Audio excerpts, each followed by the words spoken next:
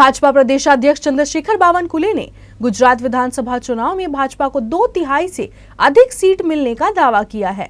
बुल्ढाना जिले के मलकापुर में पार्टी के कार्यक्रम के दौरान पत्रकारों से बात करते हुए बावनकुले ने कहा कि गुजरात चुनाव वन साइड है, वहां भाजपा का किसी से मुकाबला ही नहीं है।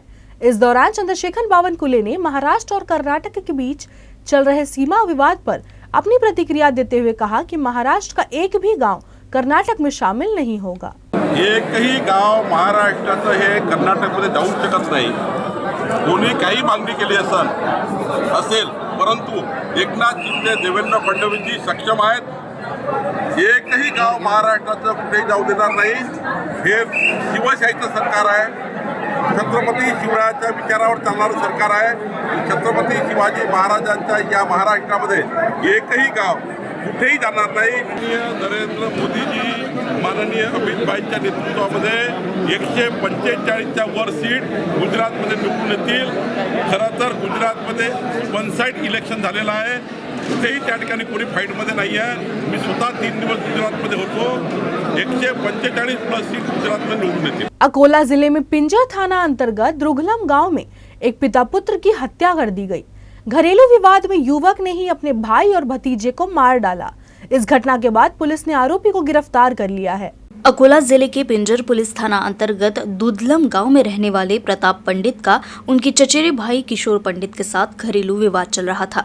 घटना वाली शाम भी दोनों के बीच मामूली बात को लेकर कहासुनी हुई, लेकिन वाद विवाद कुछ इतना बढ़ गया कि गुस्से में आकर किशोर ने अपने चचेरे भाई पर हमला कर दिया। इसी दौरान पिता पर हमला होता देख बीच बचाव के लिए प्रताप पंडित का बेटा सूरज भी दौड़ा दौड़ा आया, लेकिन किशोर ने ताव में आकर कुल्हाड़ी से वार कर दोनों पिता पुत्र की हत्या कर दी। इस घटना के बाद अन्य ग्रामीणों ने ही स्थिति को संभाला और पुलिस को इसकी जानकारी दी, जिसके बाद पुलिस ने मामला दर्ज कर आरोपी को गिरफ्तार कर लिया है। अकोला में लावारिस कुत्तों को जहर देकर मारने की घटना सामने आई है। पिछले 5 दिनों में अकोला में 24 कुत्तों की मौत हो गई है। इस मामले में अज्ञात व्यक्ति के खिलाफ शिकायत दर्ज की गई है।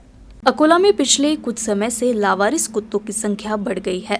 नागरिकों ने प्रशासन से इन कुत्तों को पकड़ने की भी मांग की थी, लेकिन इस बीच शहर में जहर देकर कुत्तों को मारने की घटना सामने आने से खलबली मच गई है। अज्ञात व्यक्ति ने जहर मिलाकर कुत्तों को खाना खिलाया था, जिससे पिछले 5 दिनों में 24 कुत्तों की मौत हो गई है, जबकि 6 की हालत काफी नाजुक है।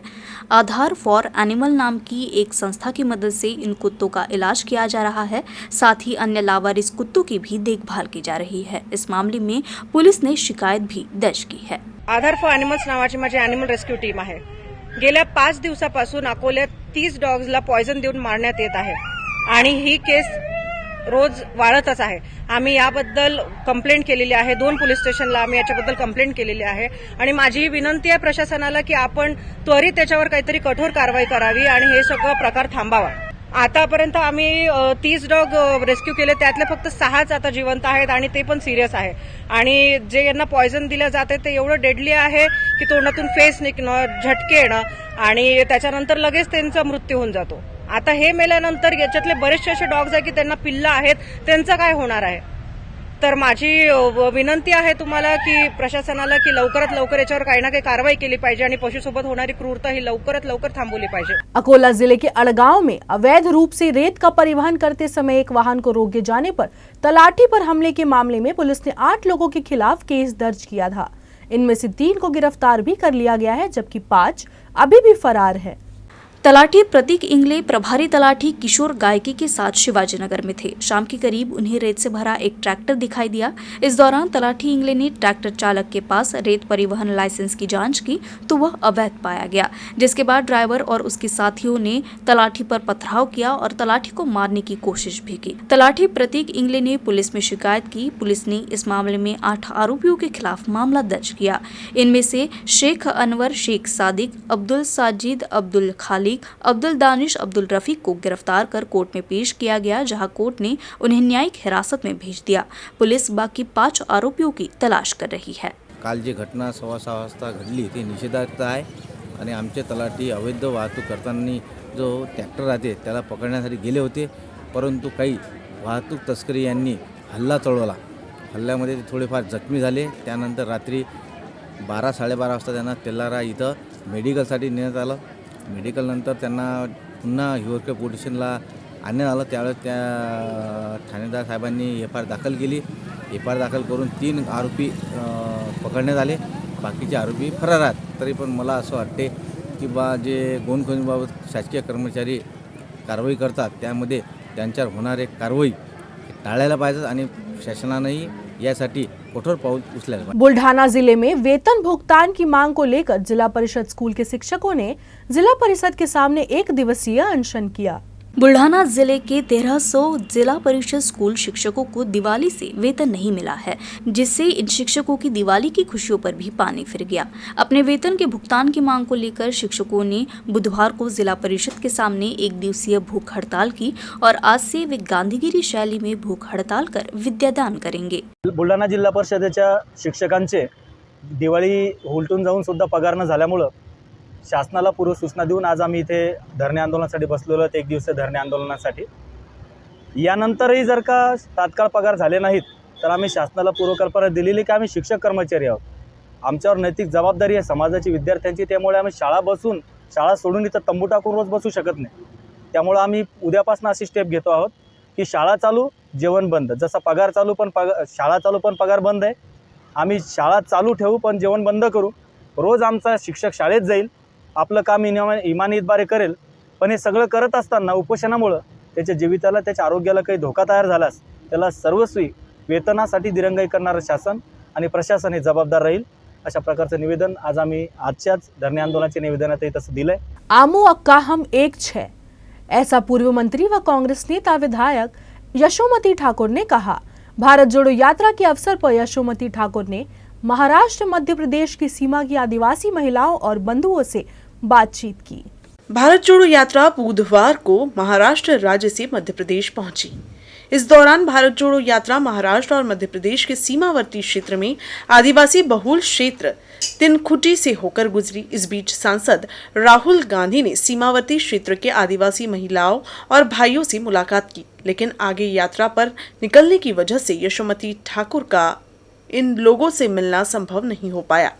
इसीलिए उन्होंने अपनी वापसी यात्रा पर इन लोगों से मिलने का फैसला किया। बुधवार को मध्य प्रदेश में भारत जोड़ो यात्रा पहुंचने के बाद एडवोकेट यशोमती ठाकुर ने सीमावर्ती क्षेत्रों में आदिवासी महिलाओं और भाइयों से मुलाकात की। यशोमती ठाकुर को यहाँ की महिलाओं और बहनों ने अपने पारंपरिक आभूषण भेंट किए, जिसके बाद सबका हाथ में हाथ लेकर अम्मू अक्का हम एक छे के नारे लगाए गए। यशोमती ठाकुर द्वारा दिए गए अत्यंत स्नेहपूर्ण व्यवहार से यह हर कोई भावुक हो गया था।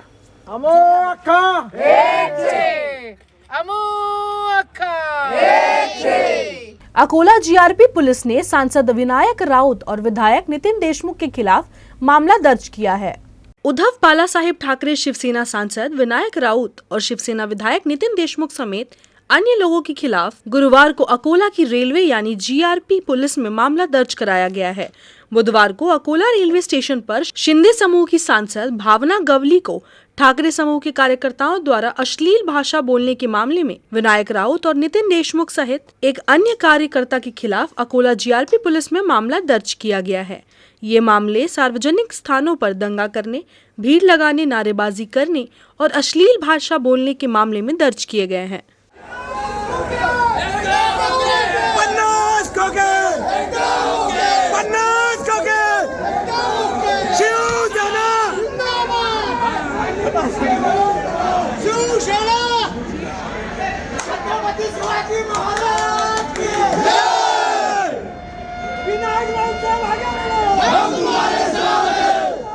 अकोला जिले के मूर्तिजापुर में फसल बीमा कार्यालय में तोड़फोड़ के मामले में अप्पू तिड़के व अन्य के खिलाफ दर्ज मुकदमे को तत्काल वापस लेने की मांग को लेकर किसानों ने उप विभागीय अधिकारी को निवेदन सौंपा।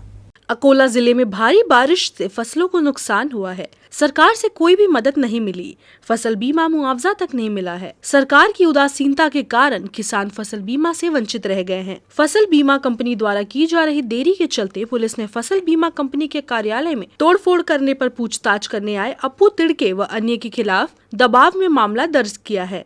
निवेदन में किसानों ने फसल बीमा कंपनी का विरोध किया और फसल बीमा कंपनी के कर्मचारियों के अभद्र व्यवहार के विरोध में तोड़फोड़ की बात कही। हम हमारा अधिकार मांगते हैं। शेतकऱ्याला न्याय शेतकऱ्याला न्याय हिंदू हृदय सम्राट माननीय बाळासाहेब ठाकरेंचा छत्रपती शिवाजी महाराज की शेतकऱ्याला न्याय शेतकऱ्याला न्याय। अपनी विविध मांगों को लेकर अखिल भारतीय किसान सभा संगठन ने खामगांव उप विभागीय कार्यालय के सामने धरना आंदोलन शुरू किया। किसानों को गीला सूखा घोषित करके 50 रुपए प्रति एकड़ मुआवजा दिया जाए, कृषि कार्य के लिए बैंकों से ब्याज मुक्त ऋण वितरित करना, निम्न ज्ञान गंगा परियोजना प्रभावित किसानों के प्रश्नों का तुरंत समाधान निकालना, पंचायत समिति और जिला परिषद आशा कार्यकर्ता व गट प्रवर्तकों को 21,000 रुपए प्रतिमाह और पेंशन दिया जाए, फार्मास्यूटिकल सेल्स प्रमोशन कर्मचारियों को अत्याधिक कुशल कर्मचारियों की तरह वेतन और भत्ते दिए जाए जैसे विभिन्न मांगों को लेकर बुल्ढाना जिले के खामगांव उपविभागीय कार्यालय के सामने बुधवार से 4 दिवसीय धरना शुरू किया गया और चेतावनी भी दी गई है कि मांगे पूरी नहीं हुई तो तीव्र आंदोलन किया जाएगा। आपल्या खामगावमध्ये ठिय्या आंदोलनाला सुरुवात करत आहे। आपण जाणताच की अखिल भारतीय किसान संघर्ष समन्वय समिती दिल्ली संबंध देशभर केंद्र सरकारच्या शेतकरी धोरणामध्ये जो त्यांनी आमच्यासोबत विश्वासघात केला, मागच्या दिल्लीचे जे प्रचंड आंदोलन झालं 379 दिवसाचं, त्याच्यातून जे रायटिंगमध्ये त्यांनी दिलं त्याच्यावर प्रत्यक्षात अंमलबजावणी केली नाही, सरकारनं आमचा विश्वासघात केला म्हणून आज संबंध देशभर आम्ही शेतकरी रस्त्यावर उतरलेले आहोत। त्याचाच एक भाग म्हणून की या आंदोलनामध्ये शेतकरी, शेतमजूर, कामगार, दलित, आदिवासी, अल्पसंख्याक, विद्यार्थी, महिलांनी मोठ्या प्रमाणामध्ये भाग घेतलेला आहे। संबंध देशभर हे आंदोलन SDO कार्यालय, तहसील कार्यालय, कलेक्टर ऑफिस, राजभवनापर्यंत आम्ही लोक आता धडक मारतो। प्रमुख मागण्या आहेत की शेतकऱ्यांच्या शेतमालाला हमी भाव मिळाला पाहिजे, डॉक्टर स्वामीनाथन आयोगाच्या शिफारसी लागू झाल्या पाहिजेत। या मागणीसोबत आपल्या बुलढाणा जिल्ह्याच्या आमच्या ज्या स्थानिक मागण्या आहेत त्या मागण्या आहे की संपूर्ण बुलढाणा जिल्हा हा ओला दुष्काळ जाहीर झाला पाहिजे। आज रोजी जे 23 दिनांक 2022 रोजी माझ्या शेतकरी बंधूंनी खामगाव येथे जे ठिय्या आंदोलन मांडलेलं आहे त्याच्यामध्ये आमच्या आशा आणि गटप्रवर्तक या भगिनींचा पूर्णपणे पाठिंबा आहे आणि माझ्या शेतकरी बंधूंचे जे आज प्रश्न आहेत त्यांना जे ज्ञानगंगा प्रकल्पामध्ये नुकसान झालेलं आहे ती भरपाई मिळालीच पाहिजे आणि जे वन्य प्राण्यापासून नुकसान झालेलं आहे त्याची पण नुकसान भरपाई ही मिळालीच पाहिजे। आणि आमचे आशा गटप्रवर्तक या भगिनींना सरकारने फक्त तात्पुरतं चॉकलेट दिलेलं आहे की करोना योद्धा पुकारला, पण त्याच्यामध्ये त्यांना काहीच मानधन दिलेले नाही आहे। जे आजचं हे आंदोलन आहे 23 ते 26 या कालावधीत जर सरकारने हे आंदोलन पूर्णपणे आमच्या प्रश्नांचे विल्हेवाट लावली नाही तर आम्ही हे आमचे असे आंदोलन चालूच ठेवू असा मी सरकारला इशारा देतो। बुल्ढाना जिले में आगामी 279 ग्राम पंचायतों चुनाव को लेकर बीजेपी ने कमर कस ली है। भाजपा प्रदेश अध्यक्ष चंद्रशेखर बावनकुले की उपस्थिति में बुधवार को बुल्ढाना जिले के मलकापुर में कार्यकर्ताओं की भव्य सभा संपन्न हुई। इस मौके पर मलकापुर शहर के मुख्य मार्ग से मोटरसाइकिल रैली निकालकर भाजपा के प्रदेश अध्यक्ष चंद्रशेखर बावनकुले ने इस सभा में शिरकत की और कार्यकर्ताओं को आगामी चुनाव के लिए संबोधित किया। आगामी चुनाव के लिए ग्राम पंचायत से लेकर जिला परिषद, नगरपालिका, नगर निगम पर अपना वर्चस्व स्थापित करने के लिए भाजपा द्वारा मास्टर प्लान तैयार किया गया है। बीजेपी के प्रदेश उपाध्यक्ष चैनसुख संचेती ने दावा किया है कि इस मास्टर प्लान का लाभ भाजपा को निश्चित रूप से मिलेगा। जिला परिषद और पंचायत समिति के चुनाव होने वाले हैं, नगर पालिका और महानगर पालिका के चुनाव आने वाले हैं। इन सभी के लिए हमारे बूथ का कार्यकर्ता, शक्ति केंद्र प्रमुख और ये सब तत्पर रहे, ऐसा उन्होंने आह्वान किया और जी जान से भारतीय जनता पार्टी को विजयी करने के लिए भरकस प्रयास करे, ऐसा उनका मानना है, ऐसा आह्वान उन्होंने किया है। बुल्ढाना जिले के जलगांव जामोद महामार्ग पर नवी येरली के पास दोपहिया वाहनों की आमने सामने टक्कर हो गई। इस दुर्घटना में 5 लोग गंभीर रूप से घायल हो गए हैं। घायलों का अस्पताल में इलाज चल रहा है। जानकारी के मुताबिक हादसे में घायल लोगों में एक महिला और एक बालक का भी समावेश है। हादसा होते ही मौके पर लोगों की भीड़ जमा हो गई। पुलिस ने राहगीरों की मदद से सड़क से गुजर रहे वाहनों से घायलों को अस्पताल पहुंचाया। घायलों को नंदुरा अस्पताल में इलाज के लिए भर्ती किया गया तो वहीं गंभीर रूप से घायलों को अकोला रेफर किया गया। अकोला रेलवे स्टेशन पर सांसद भावना गवली के खिलाफ शिवसेना ठाकरे गुट द्वारा नारेबाजी किए जाने पर शिंदे गढ़ के समर्थकों ने निषेध व्यक्त किया है। अकोला के धिंगरा चौक के पास शिंदे गढ़ के कार्यकर्ताओं ने सांसद विनायक राउत का प्रतीकात्मक पुतला जलाकर जोरदार नारेबाजी की। अकोला रेलवे स्टेशन पर वाशिम की सांसद भावना गवली को सांसद विनायक राउत की उपस्थिति में ही शिवसेना ठाकरे गुट के कार्यकर्ताओं ने जमकर नारेबाजी की थी। इस घटना के बाद शिंदे गुट के कार्यकर्ताओं ने जोरदार नारेबाजी की, साथ ही पुलिस से भी शिकायत की गई। अकोल्याच्या रेल्वे स्टेशनवर घडला। आमच्या माननीय खासदार वाशिमच्या खासदार भावनाताई ज्यावेळेस मुंबईला निघाले होते त्यावेळेस छत्रपती शिवरायांचे विचार, बाळासाहेबांचे विचार विसरलेले काही बिनडोक्याच्या लोकांनी त्या ताईचा अपमान केला आणि अशा पद्धतीने अपमान केला। 50 खोके जर घेतले आहे तर वारंवार तुम्ही मगरमच्छचे आसू रडून का दाखवता? तुम्ही ते सिद्ध करा, पण तुमच्याजवळ सिद्ध करायला काही नाही आहे म्हणून तुम्ही वारंवार खोटं बोलून दिशाभूल करत आहात। या महाराष्ट्रातल्या देशाला, जनतेला माहिती आहे की तुम्ही खोटे 100% खोटे बोलत आहात, म्हणून तुमच्याजवळ काम करायला काही नव्हतं। 2.5 वर्ष तुम्ही घरात बसून राहिला, परंतु आज काही नसताना तुम्ही 50 खोके म्हणून अपमान करता आणि एका महिलेला म्हणता की वर खालती डोकाने वरते पाय। ही तुमची संस्कृती आहे का? ही बाळासाहेबांना शिकवलेली संस्कृती आहे का?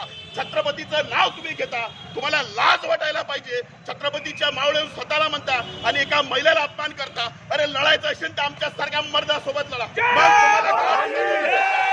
महिलांचा अपमान माननीय पाजोरे साहेबांच्या आदेशाने आम्ही हा आंदोलन केलं। आता यानंतर जर आमच्या महिलांचा, या शिंदे साहेबांच्या महिलांचा किंवा या महाराष्ट्रातल्या महिलांचा अपमान जर शिल्लक सरीने करण्याचा प्रयत्न केला तर गाठ आमच्या शिंदे साहेबांच्या, खऱ्या छत्रपतींच्या, खऱ्या बाळासाहेबांच्या विचारधारेच्या मावळ्याची आहे। एवढे लक्षात। बुल्ढाना जिले के संग्रामपुर तहसील के काटेल धाम गोलत गांव के नजदीक वान नदी में एक भ्रूण मिलने से खलबली मच गई है। बुल्ढाना जिले के काटेल कोलत गांव में कुछ चरवाहे अपने मवेशियों को नदी के किनारे पानी पिलाने के लिए आए थे। तभी उन्हें नदी के किनारे एक अविकसित भ्रूण दिखा। तुरंत ही इस बारे में ग्रामीणों को जानकारी दी गई। ऐसा अनुमान है कि किसी ने इसे नदी के किनारे फेंक दिया होगा। फिलहाल पुलिस ने इस संबंध में मामला दर्ज कर जन्मदाता माता की तलाश शुरू की है। राज्यपाल भगत सिंह कोश्यारी के वक्तव्य के बाद महाराष्ट्र की राजनीति में एक नया विवाद छिड़ गया है। छत्रपति शिवाजी महाराज के बारे में आपत्तिजनक वक्तव्य का पूरे राज्य में विरोध हो रहा है। बुल्ढाना जिले के खामगांव निवासी वृद्ध महिला कसाबाई जाधव ने अपनी वरहाड़ी बोली भाषा में राज्यपाल के वक्तव्य के विरोध में गाना गाया है। ये गाना सोशल मीडिया पर खूब वायरल हो रहा है। ते शिवनेरी किल्ल्यावर जन्म शिवाचा झाला, त्या शिवनेरी किल्ल्यावर जन्म शिवाचा झाला, शिवाचा झाला उद्धार लोक शाहीचा केला। ते शिवनेरी किल्ल्यावर फुलं मग फुलले जायचे, सोन्याचा पाडणा बड खेडे होजी जायचे, सोन्याचा पाडणा बड खेडे जी जायचे।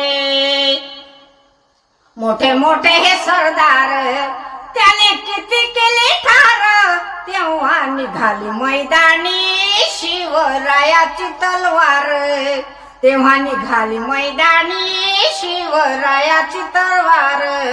ते शिवनेरी किल्ल्यावर फुलं मग फुलले जायचे, सोन्याचा पाडणा बड खेडे जी जायचे। खबरों का सिलसिला आगे यूं ही चलता रहेगा। आप देखते रहिए UCN न्यूज। नमस्कार।